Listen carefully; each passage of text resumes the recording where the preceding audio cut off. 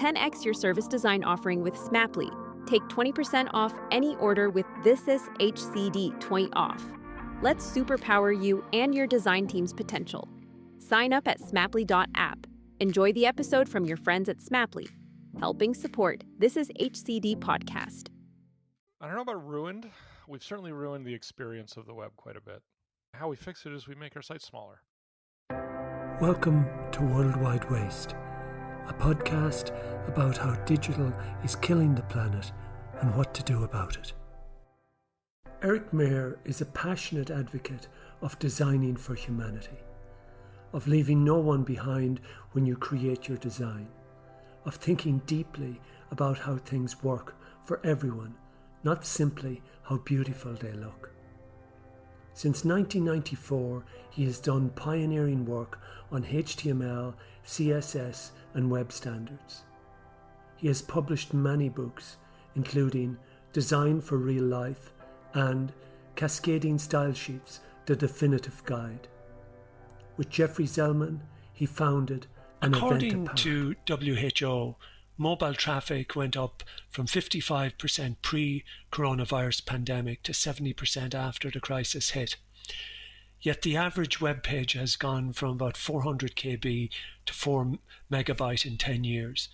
A 2019 study by Backlinko found that the average time it takes to fully load a web page is 10.3 seconds on desktop and 27.3 seconds on mobile. Have we ruined the web? And if so, how do we fix it?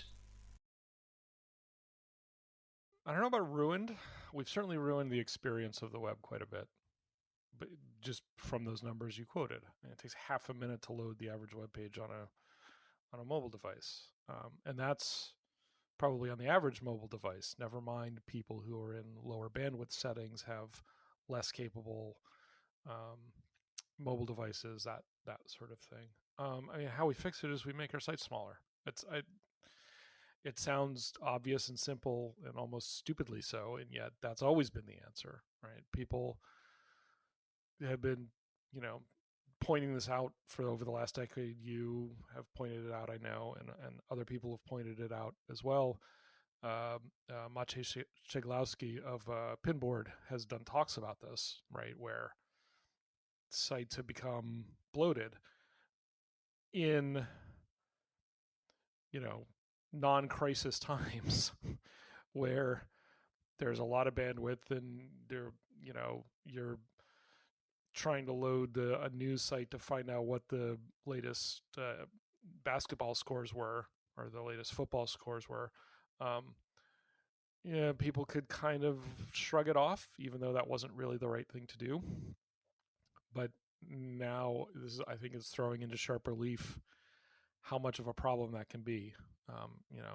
That we have these bloated experiences. It's interesting. I didn't talk about that. I was in a webinar with Cloudflare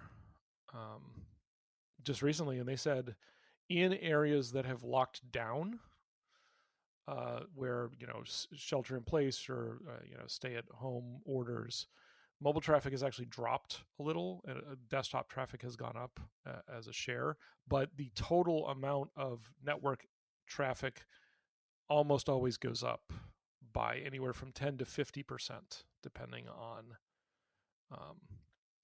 the specific situation in a given urban area. So, this was not one of the cities that they talked about, but as an example, Paris, maybe, the mobile traffic may have gone down, but the total network activity might be up 25%, which means more, there's less bandwidth for everyone, which means that the bigger our pages are, the slower they're going to be to load, even on desktop. I mean, these desktop and mobile numbers that you talk about, those could actually get worse in this situation because, people are at home and they're using quote unquote desktop machines. I mean, a lot of that might just be streaming video, but streaming video takes up lots of bandwidth. It stresses the system. And so if we're trying to deliver information, we need to, if we want to fix things for people, we need to be less stressful on the system by, making pages smaller.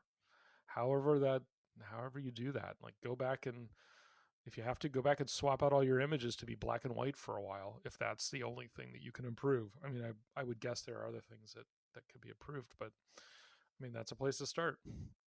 You can imagine the sense of somebody or either a doctor in a ward in a hospital, or else a mother at a bus stop or something, trying to figure this out under tremendous stress, and they're waiting 20 seconds for a page to download. Yeah, I mean, I would imagine that hospital systems saw a lot of increased traffic from people just, because they're providing information about COVID-19. People are looking for information about COVID-19. They're probably going to look at their local hospital system. At least that's how it goes where I live. I live in Cleveland, Ohio. We have 3 major hospital systems just in the city, which is probably a little unusual, but people were going to the Cleveland Clinic or Metro Health or University Hospital's website, depending on which hospital they usually go to find out, like, what are the symptoms? Like, my kid has a fever. Does that mean they have COVID-19? I have a cough. Does that, like, what are the other symptoms, to see if I just have a cough because I usually get a cough in the spring, or, right, do I have this? And national health systems, the same kind of situation. I'm sure the NHS in the United Kingdom had a huge spike in traffic. The WHO probably saw some. The CDC, the Centers for Disease Control and Prevention here in the United States, they're instead of people who are in the field, right? Instead of just epidemiologists suddenly, visiting the CDC, suddenly it's everybody trying to find out, like what's the latest news, like what can I learn, and yeah, sometimes under very stressful circumstances. I mean, there are a lot of people. I can speak only to America because I know it. Living here, I know the numbers better, but I'm sure this is the case in other countries as well. There are many people in America who their only access to the internet is mobile. They don't have any sort of what we would maybe call a landline communication. They don't have broadband to the desktop in their home. They have a smartphone, right? Because they were able to get a smartphone through a 2-year plan where they didn't have to pay for it up front. That's literally their only internet access. And most of the people in that situation are impoverished in some way. Economically, they don't have the resources that a lot of people do. So that is in this situation, could literally be their lifeline, right? Because my 83-year-old grandparent, who or my as an adult, my adult parents live with us, and one of them is starting to show symptoms. I need to get information, and the libraries are closed here, right? There are no internet cafes. Those are closed too. You can't go somewhere to get broadband. You have your, Samsung Galaxy or the Google Pixel or whatever that you got through your mobile provider, and that's it. And the cellular network is just as stressed as every other network, and so that 27.3 second average load time could be 60-90 seconds. Even though people know it's not a good thing, there's this incredible force, invisible or otherwise, that is driving the web to get bigger and bigger and bigger, and bloated and bloated and bloated. What is this invisible force, do you think, Eric? I think it's competition to a large degree, because the more eye-catching or interactive or unusual you can make your website, the greater chance you can catch the attention of consumers and hopefully turn them into customers. I think in the commercial space, that's a lot of it. So it's we're now very suddenly in a phase where cooperation is much more important than competition. And it will be interesting to see if that has any effect. I mean, my hypothesis could be completely off the mark. Maybe we'll see a shift, but I think that's been a lot of it.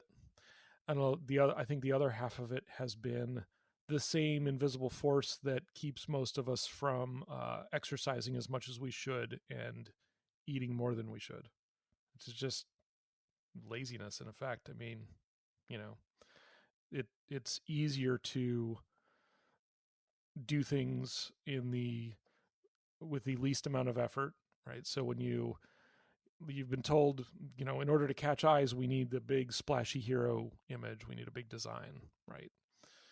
So you create that image, but maybe you don't spend 20 minutes searching for every possible way to optimize that image down to the absolute minimum size that it could possibly be, right? You save it and you're like, bandwidth, they'll wait an extra second, or a half second, it's not that big a deal. Or we've set things up so that images are lazy loaded so that they'll get the content, but the image will fill in later, and that's good enough. We don't have to spend a bunch of time optimizing it down. And some of the tool chains, some of the tools that people use are not optimized for the most efficient possible code and the most efficient possible markup in CSS and whatever. They are for developer convenience, not for user convenience. Jeremy Keith has gone on about this too at an event apart. And I say gone on about this, that might sound a little pejorative. I'm not dismissing him at all. He's been absolutely right. That developer convenience should never take priority over user convenience. And his point has been that, if your tool is making your life easier, but your user's life more difficult, and that includes through having a bloated site that takes them longer to download, then you should not be doing that. You should be figuring out how to make the inconvenience on your end and not your user's end. But I feel like those are kind of the two things that are happening. It's because when things are good, right? When you're in sort of what now looks like, looking back, what looks like the golden years, right? We wouldn't maybe have said that at the time, but even 2 months ago, it's like, could we go back to then, right? In those sort of easy years, in those easy times, it's easy to say, it'll all work out, right? I don't want to think about this that hard, or I don't have to think about this that hard. And now we're in a very different time, and unfortunately, all of that technical debt, that convenience debt, that accumulated, is still with us, and it will take a lot of work to overcome that. And I don't know that everyone will do it, which is the sad part. Maybe there's all these wonderful stats that we're not coming across, but when you actually see a lot of these e-commerce studies that I analyze, it indicates that the speed of the experience is a critical factor in the purchasing decision process. That and the slower the site, the less you'll sell. So it seems like I agree with what your hypothesis.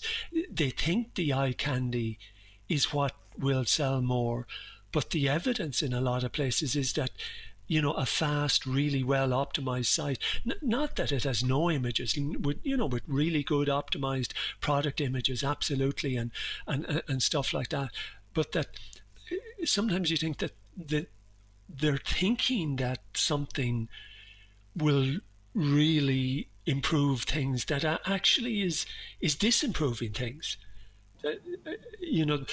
Maybe they grew up with a 70s mindset, we're big billboards, and we brought that mindset to the web, and we think these huge, big, catchy attention things actually sell. And I'm sure they do in certain places, but I think there's a lot of other evidence that's saying, well, actually, if you don't get the speed right, if you don't get that fast download experience, you're going to lose a lot of customers. Yeah, well, I'm going to bring in something that you've talked about, Gerry, which is institutional ego, right?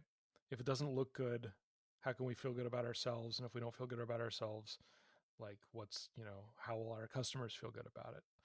Amazon has made it their mission to be as fast as they can be. and it's obviously done very well for them. But the next person who wants to be Amazon can't be, like they can't look like Amazon, so they have to look like something else. And I think the ego comes in. I mean, we are egotistical creatures, but almost by definition, right? And so it's got to be not only does it, fast is good, but really, really awesome, like great looking, that becomes as important, right? It becomes a question of, am I proud of, are we proud of what we have created? And the pride gets invested in things like, is it an amazing fast, is it an amazing sort of user design experience, and not investing pride in, we shaved 20 milliseconds off of our average load time this week, which sounds like nothing, right? And yet, if you do that every week, 20 milliseconds here, 20 milliseconds there, pretty soon you're talking about real time saved. Yeah. No, I think you're right there. And I think a lot of organizations, they think they're building a Ferrari, but really they're building a tractor. Like to the customer, it looks and feels like a tractor, but they think they've built a Ferrari. Because if you had a Ferrari that when you put the foot to the pedal, its maximum speed was 30 miles an hour. you wouldn't be very impressed by it, but that's a kind of the experience that a lot of sites have. But okay, let's maybe move on or expand from that. Like one of the things, I mean, this was a kind of a Damascus moment for me, or road to Damascus, or whatever it was. I'd never, and maybe this sounds incredibly stupid, but it was about a year or 18 months ago that I had this dawning realization that everything in digital consumes energy, and that energy creates pollution, and that that the sense of, I knew there was a problem with web pages and but it was an experience. I never thought that actually these sorts of issues were actually a contributor to global warming. I used to think, hey, I'm really lucky. Oh, this global warming is a big thing, and and I'm really lucky that I work in the web industry and in digital, because if everyone became digital, we wouldn't have a global warming problem. That was the way I approached the world, in the sense of I just had this feeling that digital was inherently green. And then the more I started doing calculations, like I did calculations around the web pages, that if you have an average of a 4 megabit page, downloading that page 600,000 times essentially creates about 10 kg of CO2.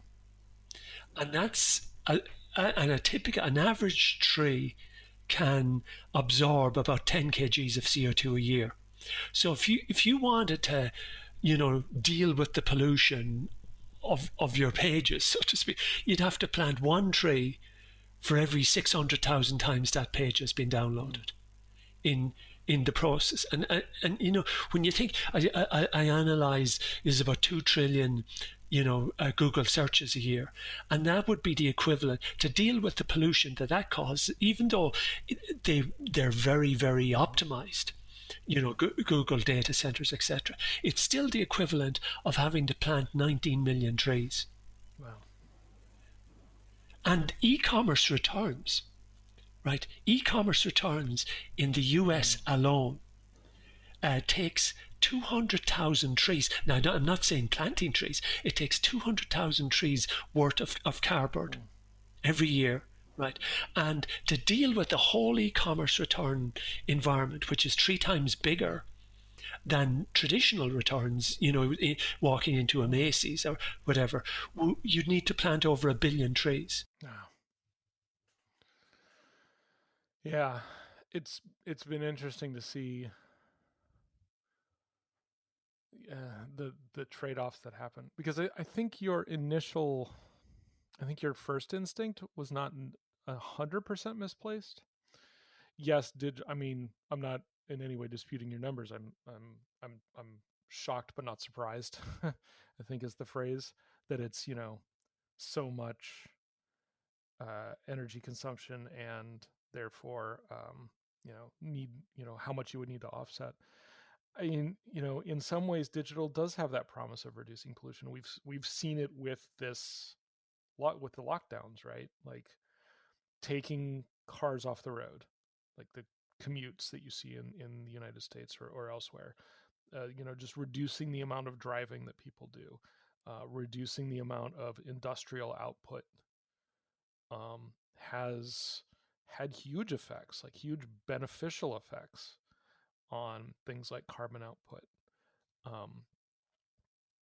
Now, we don't have a world that's structured to do this permanently, like long term, right? That would take a lot more than one pandemic to put us permanently in this state. Yeah, I mean, the thing is that once hopefully once there's a vaccine, or once this is behind us, let's think optimistically here. In 6 months or 12 months or 18 months or 24 months or whatever it takes,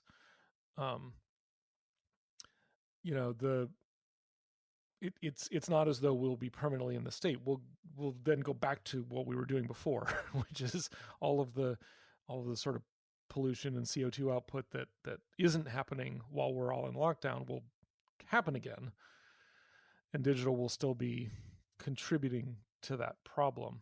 And yeah, I mean, the less energy we can consume, the better. Yeah, it's a little weird, and it's a thing I've been trying to teach my children, which sometimes they get and sometimes they don't, which I understand, because sometimes I get it and sometimes I don't, which is that, the electricity doesn't come from nowhere, right?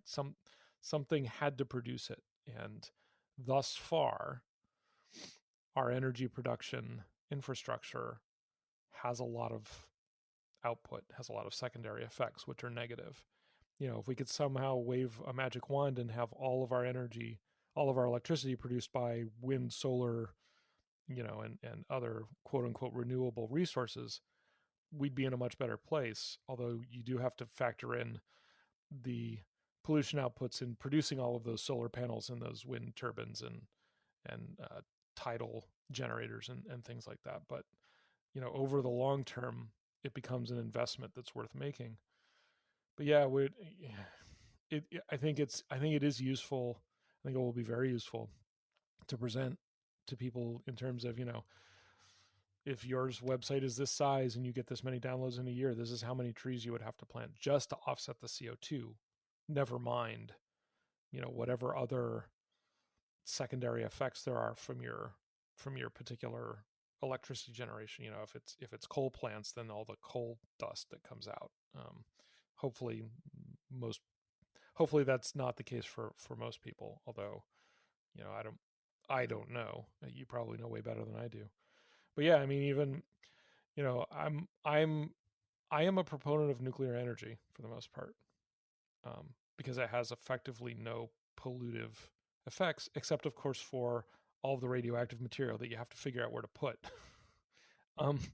Then now there are ways around it, and somewhat. We this isn't a place to talk about all that, but I've been a proponent for years because it's a damn sight better than most of our electricity production, right? And if it helps us get from carbon intensive to not carbon intensive, I'm largely in favor of it. I know there will be people listening who will not be happy with me having that position, but that's, sometimes you don't have good choices. You just have to pick the least bad choices. Yeah, and I've told, I mean, and it's a different debate, but I think there's a good logic. There's a logic and a rationality at play in that debate, and yeah, like as you said to your children, electricity doesn't come from nowhere, and of course, yeah, we see the maps of the smog clearing and stuff like that, and so digital should be, or digital has this capacity, but I did analysis of video conferencing, so absolutely, you run a video conference between two people, that's in the equivalent of driving. That's like driving a couple of 100 yards. You'd create as much pollution in driving a couple of 100 yards as in running a 1 hour video conference. However, what happens is, if it's standard video, but then if you go to high definition video, well, you've multiplied it by 3, but still it's from a very low factor. But so it's still much, much better. But then what about if you store the video?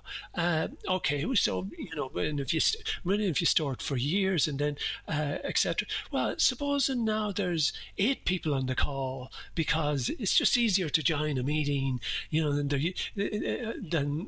there's only 2 in the traditional meeting, let's say. And I've often seen that happen. I've seen, virtual meetings with 50 or 100 people. I've often working with larger organizations in the process. And then supposing you're in a room and you decide to have 2 huge big screens, 60-inch Samsung screens or whatever you want for projecting the faces and etc.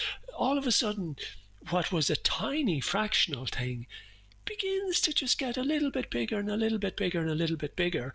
And while it's still better, all of a sudden you've a lot more activity, and then you've a ton more meetings and everyone.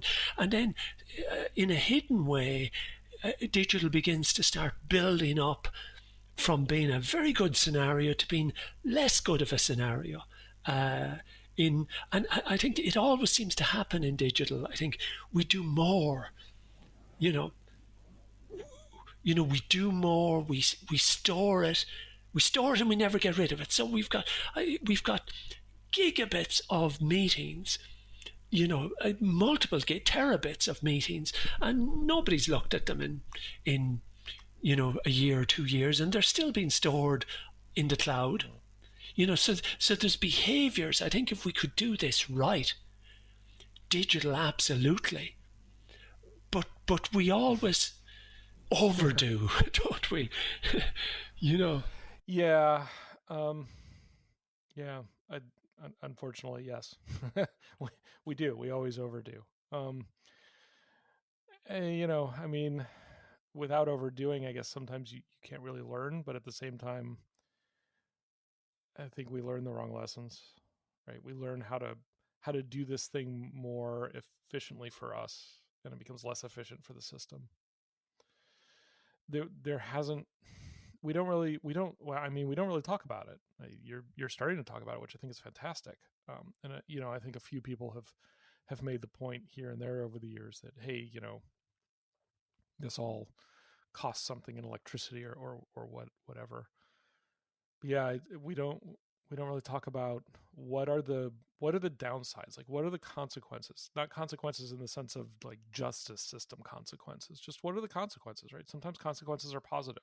Sometimes you do a thing and it multiplies in a good way, and sometimes you do the thing and there are negative, second order effects. Humans make me despair and they amaze me in equal quantities, and so sometimes I think, we'll never change, and then I think, well, over generations we do in one way we're not adaptable at all, another way we're quite adaptable. So I think the way we approach our physical world, how we're sorting our waste, how we're becoming more conscious of organic food or this sort of stuff, I think that consciousness has risen a lot. And if we could bring the same consciousness, the same sense into digital. And I just want to give you an example of thinking that I asked you to listen to 3 audio files of the same recording before this session, and you said you didn't hear any difference, essentially. And I've asked a load of people to do this, and 99 out of 100 have said didn't hear any difference, right? So 2 of them were identical. So file A and B were identical. So identical in the sense of they were created in WAV format, and I edited them in WAV format, and then I saved them to an MP3. So it was identical, right? The third one was created in MP3, was edited in MP3, and was saved to MP3. Now, an audiophile would be having palpitations, minor heart attack at the moment, and they'd be saying, you can't edit an MP3. Don't you know WAV is a lossless format and that MP3 is compressed? And, yeah, I know all that. I've been involved in this sort of stuff for a long... I know all that, and I believe that. But then I said, let me do an experiment. Because I started reading, and because the philosophy I've tried to adapt or tried to build into my brain is, what's the lightest option to get the job done? What's the lightest option to get the job done?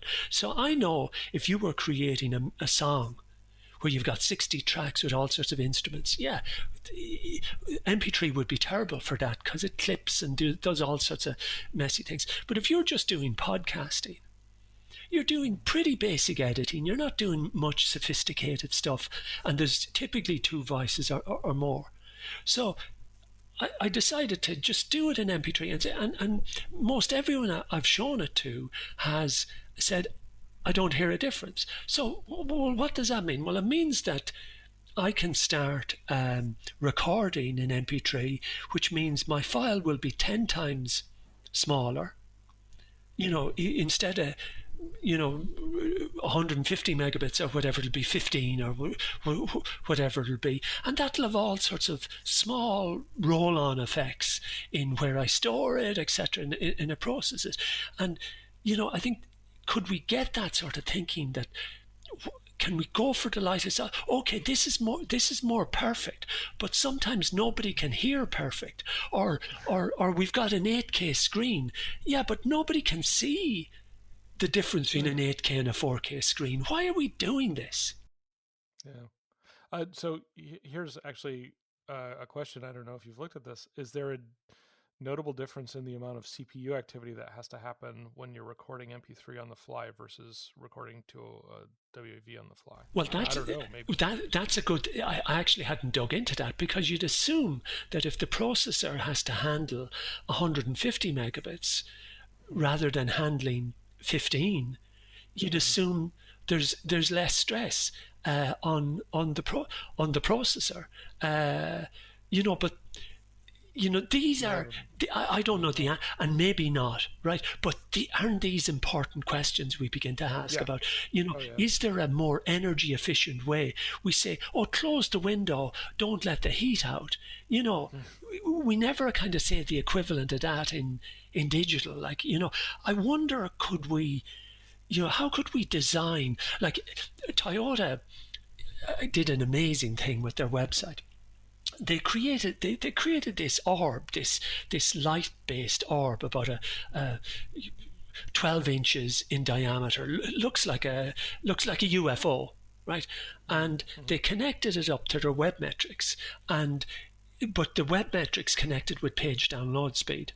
So they set a target that all their pages across their 26 European sites, or however number sites that they've got, needed to all download an average in 3 seconds, or however number of seconds. And once that target was met, the orb would be white. But if something happened in Latvia or Germany or Italy and the server went down or it really slowed, and the orb would begin to change colour until it would become red. So and what that did is it changed the whole conversation within the HQ about speed. People would be coming up to the manager and saying to her, hey, they gave the orb a name. They called him Frank or something like that. Frank's getting a bit red. I wonder what's happening. And they became... So she had been for 10 years banging the table about speed and couldn't get any people to take her seriously or really listen to her. But when she started visualizing these things and people could see, it's getting red, and if we could somehow say, do you really need WAV? Actually, you're doing podcasting? Well, 99% of podcasts, you can't really hear the difference. If you edit an MP3, why not go MP3 and say, go MP3, save a tree? I don't know. Nice. That works a little bit better in Irish, I think. I know. us that can't pronounce our ths and stuff like that. But can we as designers, begin to think about designing for energy, and designing for. I know I'm still struggling and scraping at this. I don't know if it sounds crazy, but is there a road we can build, or a model we can, where we can develop a digital environmental consciousness? Yeah, I mean, I would love to see it, and I don't know the answer to your question. I mean, I think it's possible. I'm not sure I know how to get there, but I would love to see it. If there's if tool vendors could be convinced to build a Frank effectively into their interface, so that it warns you when your project files are starting to build up past a certain point, or I'm kind of making stuff up as I go here, but yeah, I mean, having that awareness, we talk about the weight of a page, and it usually just means how many bytes is it, but the energy weight, I'm not sure. How much does the, not just the serving of a page, but the creation of it, and all that, like how much does that consume? Like what is the consumption level of this? Not just creating this page and then serving it over and over again over a network. I feel like it would be relatively easy to add this sort of thing to like corporate internet presence dashboards, or whatever you want to call them. Like I think Etsy. I think it was Etsy. Maybe it was Pinboard. But anyway, the places you've probably seen where people put up a status board on the wall of the open office, right? That shows, well, this is our average download speed in America, and this is our average download speed in Europe and in Australia, and so on and so forth, so that everyone can see, like in big numbers, like our average speed is now 3.9 seconds, and we want it lower, right? To adapt, so especially with the kind of research you're doing, it should be easy to at least make a rough estimate to say, what we've served, because doing the background, okay, so our page is this, we served up this many bytes, like literally just this is how many bytes we served, and so we're going to multiply all that together, and up on the status board it's going to say we served a small deciduous forest worth of offset planting. Yeah, right? Yeah. No, I mean that's great. Yeah. Or put it on a map. That's like, we would have to convert this much land around the headquarters, like the office building where we're sitting, into nothing but forest, in order to, have offset the what we've done for the year. Maybe that's not the right visualization, but you get where I'm going. No, I think, I mean, absolutely. And this is the thinking that we need. So just in relation to, I mean, you've got such a breadth of knowledge in so many areas, but you're kind of the Zen master or whatever, or in the whole CSS space, or is there anything in there that you think, is there any way, any approach that you think in the area that you are a master of, that you could envisage somehow, because like, I've no depth in this, but I see that from what I read or whatever, that CSS has bloated as well in many, not the stuff that you create, but that that in so many other areas. Is there any way that somehow an environmental consciousness could come into CSS? And maybe that's mad or crazy, or does that, any sort of triggers there that somehow could nudge good behavior or something? Or yeah, that's a tough one to me. At a first thought, I would have to reflect on this more deeply, and honestly, I would need to get a better handle on where the energy sinks are in around CSS. So, as an example, I've been working sort of in my free time over the past few months. I'd been picking at a redesign, and I wrote it as just one CSS file for the whole site, even though parts of the site don't use major portions of that CSS file, right? So I was doing that in the development phase. And then what I did, actually right around the time lockdown started happening, was I had gotten to the point where I took a chunk of it and I had moved it to a separate file that would only be loaded by pages that needed it. Right. So if you hit the site on the home page, maybe it would load 2 or 3 style sheets. But if you hit one of the sub pages that didn't need these styles that I moved to a separate file, then you would just have to download sort of like the core style sheet, which is, I mean, that's an approach people use now for developer convenience to try to keep track of, okay, where are the styles, right? If I need to edit the blog portion of, the styles for the blog portion of the site, then I go to this style sheet because it's only loaded when you hit blog pages. Or, if I need to update the video pages, right? I'm going to put all the video styles into just that style sheet that only gets loaded by those pages. And with local caching, that can work out really well, because browsers will typically, they'll download that page, that CSS file once, and then they won't have to download it again. They can grab it locally. But did I consume a lot of energy during my development in making the browser constantly have to parse the entire style sheet again and again and again? Like, someone would say, come on, that was milliwatts per reload, but okay, milliwatt, yeah, but up, right? Well, if we've got 1.7 billion websites out there, and and growing, but put it this way, the example you've given is you've been doing this either subconsciously before I asked you this question. You've been, wherever you separated that, whatever logic drove you, it was also an environmentally friendly logic, because let's say the compiled page takes 10 of energy. Right. We don't, and let's say 10 of units, right? 10 units of energy. Let's not talk about milliwatts per hour or whatever.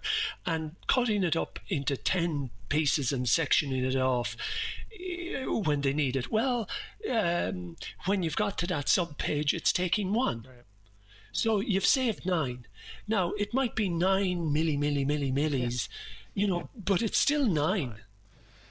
It's still, and when we get scale, like if you've only got 10 visitors, whatever, it wasn't worth the effort. But if you scale that thinking, and you're talking about millions of pages, and WHO is dealing with millions of visitors a day, at the moment, and maybe they're a bad example, but there's many websites, and there's a lot of where there's huge volumes happening, and if we could get that culture of thinking of, just not throwing the kitchen sink at it when you just need the teaspoon.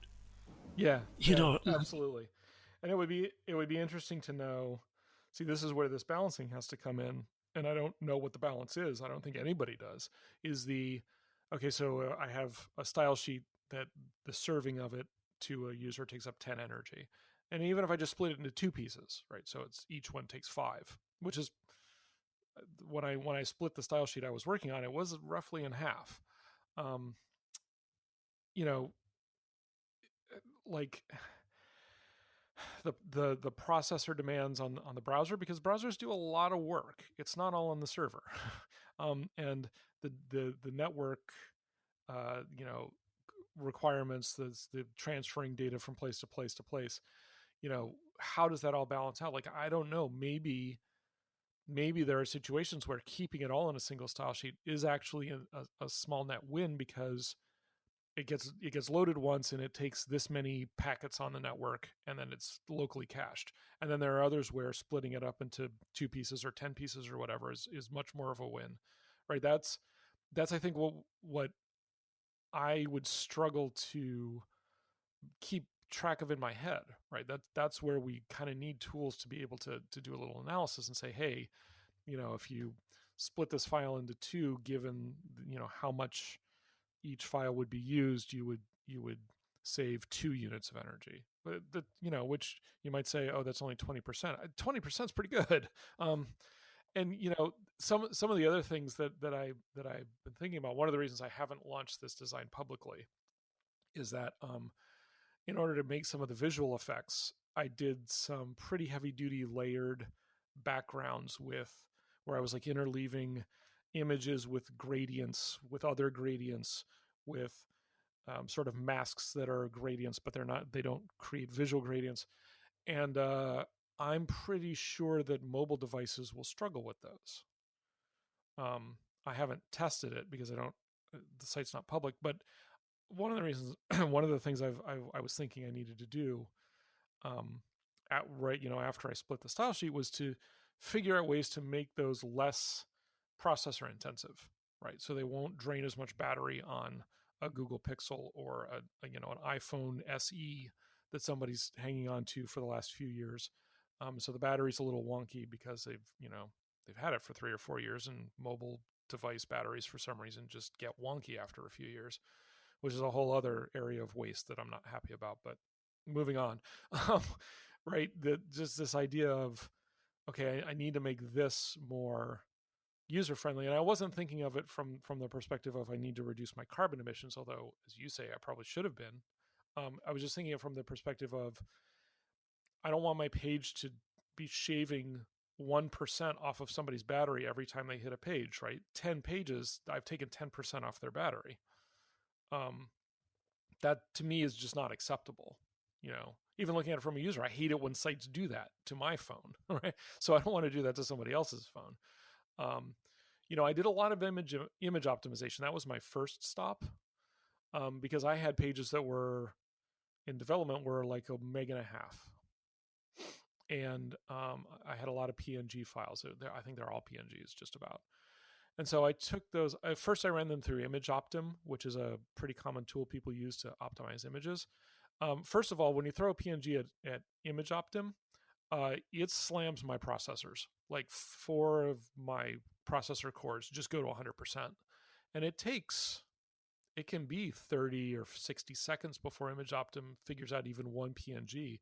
And it usually will save about 10% of the image size, which is nice. But then I took those same images, like the originals, into Acorn, which is an image editor, kind of like Photoshop, but it's a indie, sort of an independent company that does it. And I've really enjoyed it. But I took the images into there, and I did the save for web function, where in Acorn, and I'm sure other tools do this as well, but I know Acorn, so I'm going to talk about it. There's a slider for the bit depth of your PNG, and it starts at like 2 to the 64th or something, right? Like every possible color that could possibly be rendered in long integer values is represented. But then I started dragging the slider down until I got to the point where it started dithering the images. So it got a speckly pattern, and that might be at like 8 bits, 8-bit bit depth. So I took it up one notch on the slider at that point so that it stopped dithering, and then I would save the file. I was literally getting 95% file reduction size. So my pages that used to be 1.5 MB, at least locally, are now 300 or 400 kilobytes total, right? And the automated tool that I had relied on for a long time, and which, in fairness, is very good at JPEGs, right? Very quick, doesn't slam the processors. In a couple of seconds, it's done, and you can get like 50% optimization. But by hand tuning these, just changing the bit depth, right? It was saving them out at 3% of the size of the original, and then I could adjust the size down so that it wasn't 4,000 pixels wide; it was 1,000 pixels wide or whatever, and that would save more as well. But this, right? If I if I hadn't been so invested in, let's make this as lightweight as possible for the user in order to improve their user experience, right? That was the only thought in my head, just to improve their experience. I might not have gone to that level, right? I might not have tried to figure out, hey, is there another way that I can make these things smaller? Because, I had a 500 kilobyte PNG, and then ImageOptim was like, all right, now it's 470 kilobytes. All right, that's better than 500. But I was like, isn't there a way I could do better? And it turned out there was. Yeah, and so now, having talked to you, I'm like, oh, not only that, but I'm not being as wasteful. Right. Well, you're not being as... And one thing I was thinking there, and sometimes they can be in harmony, which is wonderful, is you talk about the user experience. And I was thinking that, yes, I've promoted that a lot over the years, but also we should have the Earth experience. Yeah. What's the user experience? Oh, it's good. And what's the Earth experience? And sometimes they're in sync, which is great. But sometimes there may be a contradiction. The user wants this, and it's not so good for the Earth. But in a great world, the Earth experience and the user experience are in sync, and the business experience.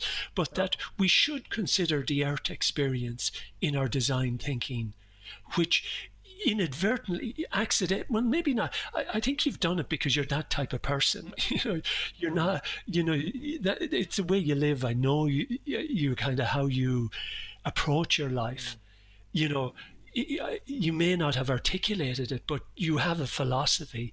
You have a way of living that kind of led you down that path in a way, whether you knew it or not. Consciously, whether you had articulated it consciously, the type of nature of the way you behave and the way you live meant you were more likely to want to do that sort of thing. If you know what I mean. I don't know if that makes sense. Maybe. I think it also coming from the pre-internet days, right? When everything, 1200 baud modem or less, when every byte counted, and the early internet when 56 kilobit per second speeds was astonishingly fast, right? Or you might, if you were super lucky, you might be in a situation where your organization had a T1 line, right? Which I have way better than a T1 line to my house today through fiber. But yeah, coming up from that where like every byte counted, right? I think that's. I would probably, but you haven't lost that, right? I would. There's loads of people. I would credit it. I would credit that more. I think. I mean, I appreciate what you said about my way of living, and I do. I try to live. I don't live as minimally as I could, certainly, but I try not to be too over burdensome. Can we, somehow ingest that back into all these younger developers and who are passionate and who are out marching for climate change, right. Because it's the young generation that's driving the need to address climate change, and yet, they're often not as conscious of the impacts of them constantly being on their smartphone. Yeah. In this and area, and a kind of somehow, bringing this thinking that is bubbling under. One other area I know you've written about it recently, about the static sites. The thing of, for years I used to talk about that, and then I stopped talking about it. Then I noticed my sites were all dynamic. Not that I've got big sites or anything like that, but from a database. And I thought, but didn't I? Why do I have dynamics? How did this happen? I mean, I used to always say static was better, and then I went back to my developer, the guy who looks after it, says, how come they're all, dynamic? And he said, oh, sure, that's the way all sites are now, And so then we did an experiment, and it just says, well, load two page one dynamic, one static, and the dynamic one was taking 4.5 seconds to load, and the static one was taking 2.7 seconds to load. And I said, I don't need dynamic pages. I'm not in the dynamic business. So we brought them all. It's still in a database, but it's, it produces static pages. So, and you talk a little about your, or what drove you to come to that realization as well, or to talk about it or write about it. Yeah, I mean, it's really the present circumstances. Yeah, it's because network demand is going up very quickly, and in a lot of cases, people need information as quickly as they can get it, with as little drain on their time, energy, and resources as they can get. And yeah, I mean, my site is partly dynamic. It's a half a WordPress blog and half the rest of it is hand built, um, to the extent that that any other page is dynamic. It's I use PHP to create a static page generally, if I have to load some dynamic data. But about half the site I would say is static. And when I say, but I mean, the reason I said get static is for the exact experience you had, right? Which is the static site is faster, because literally all the server has to do is say, you want these files? Pfft, here they are. Instead of, you want these files? Okay, I have to construct those files, and now pfft, here they are, right? So it's much less of a burden on the server, whatever machine the server is. And if you're in the cloud, you're on somebody else's computer. I mean, that's what the cloud is, right? So it's less of a demand on the server that's serving up the page. It's a very simple look up the file, load the file, send the file, or look up the file in the cache, send it out of the cache, right? And so getting static sometimes can mean just being really aggressive with your server caching, right? So my WordPress section of my site, someone sort of poked at me, and I looked at it and I was like, well, I have caching turned on. Actually, I didn't. I had turned it off at some point and forgotten. So I turned it back on. So what that means is, the server is maintaining static copies of pages locally in a cache, and just it sends those out. So it's much faster now. It's much less server intensive. And then if the page gets updated, then the cache gets updated, right? So that's a first step, right? Cache aggressively. If like some sites, it'll be we cache, but we don't cache this area of the site because it's so dynamic, right? It updates every minute or whatever. It's like, yeah, no, start caching those areas too. And if you can render things down to pure static so that you don't even have to worry about the cache so much, great. I mean, I understood not every page can be that, right? If you're the WHO and you're serving up COVID-19 maps, that's harder to make static. You can make it static, but then that requires more, you have to set up a regular script to update the static. And, for all I know, maybe that would be more resource intensive than just having the dynamic map. It sort of depends on, how many people are using a given resource, but it's time to look at that stuff. And it's time to look at that stuff because we're in very unusual circumstances. People are stressed as it is, and we don't have any business stressing them further by offloading our developer convenience onto them, right? We never had business doing this, but people could kind of wave it away in the past. Now, like, you have no excuse, you have no business prioritizing your convenience over theirs. Even if that means we have, what we're doing this week is we're rebuilding this section of the site so that it's more performant. And we had always sort of ignored it before because it felt quote unquote performant enough. Like, that doesn't cut it anymore. And like I said, I might have launched this redesign, except performant enough doesn't cut it anymore. And when I do launch this redesign, it's got to be as performant as I feel I can make it. And if it's still not performant enough, I'm not launching that redesign until things are less stressful, things are less critical. And I'll probably I'll be reducing. Reducing isn't the right word. I'll be converting more of my site to be static. I might make the homepage static. Right now it's cached, but it still comes out of WordPress. I may switch that over, probably will switch it over to just be a static copy of the homepage. And then I will update it manually every time I publish a new blog post if I have to, if that's what it takes.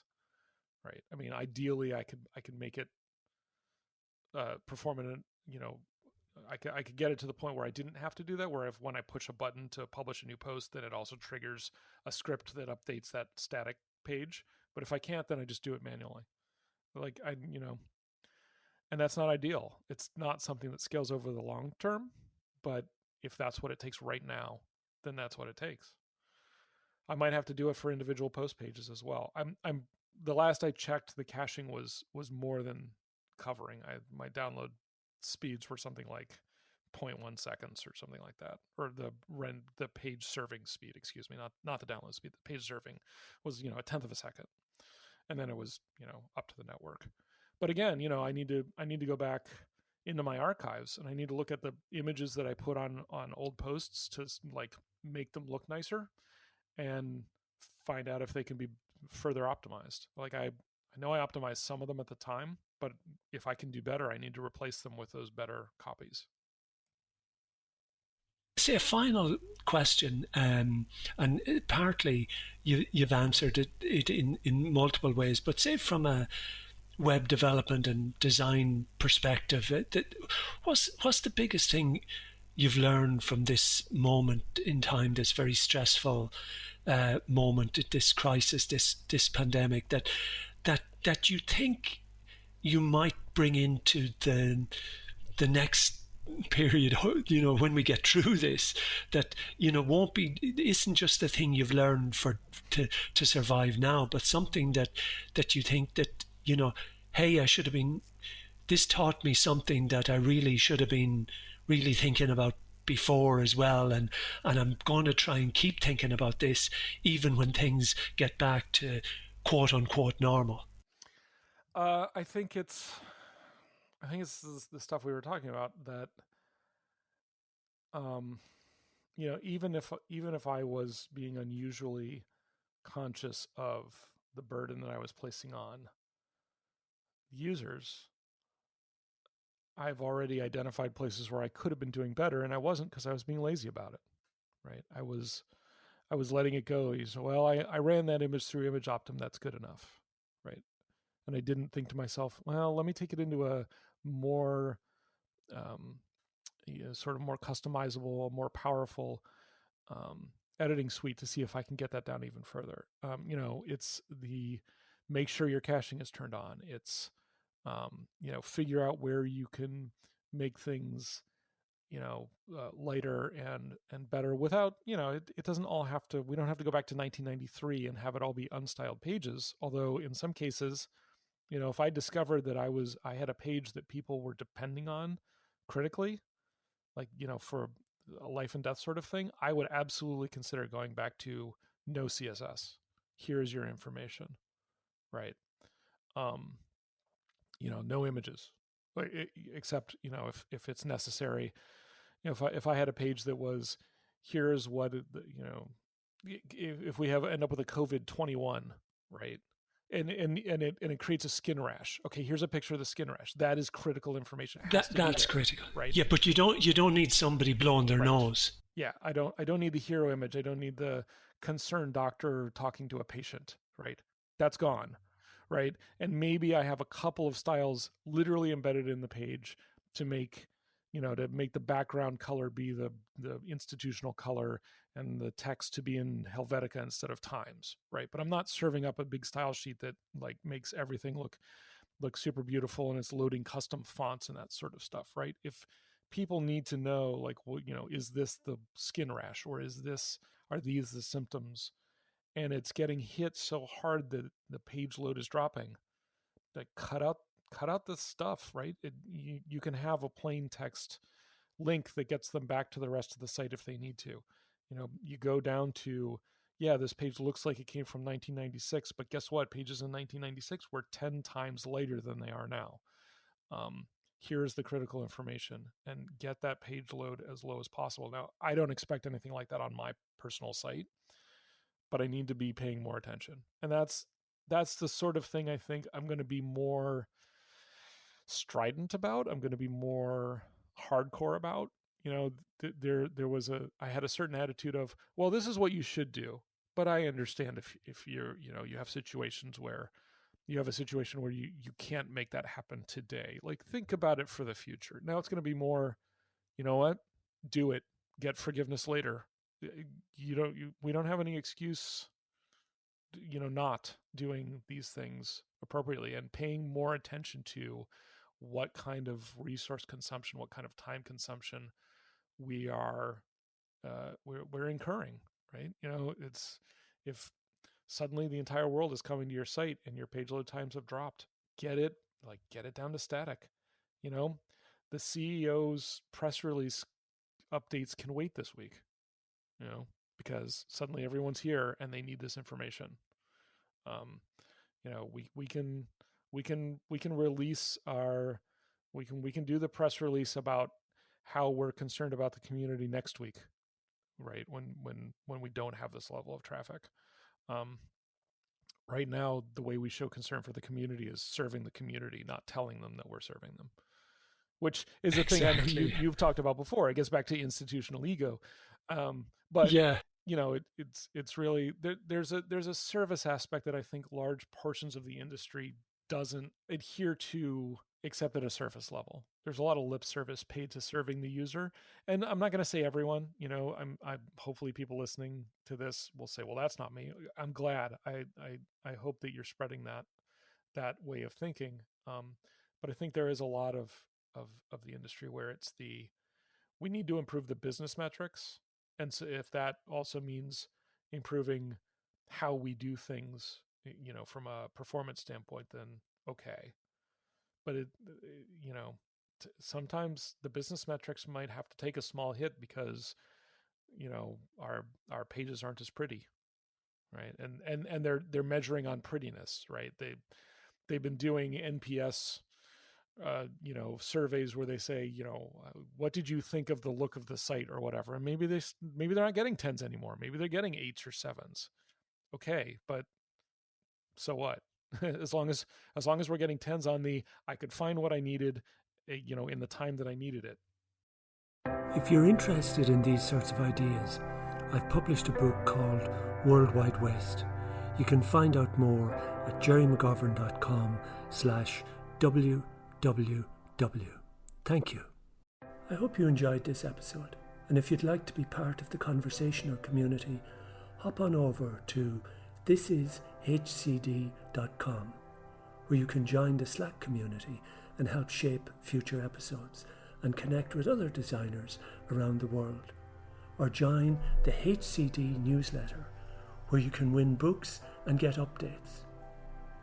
Subscribe to our content on Apple Podcasts or Spotify, and listen to any of our design podcasts, such as Getting Started in Design, Bringing Design Closer with Gerry Scullion, or Power of 10 with Andy Polaine, or Decoding Culture with Dr. John Curran, Prod Pod with Adrian Tan, and Ethnopod with Jay Hasbrook. Thanks for listening, and see you next time.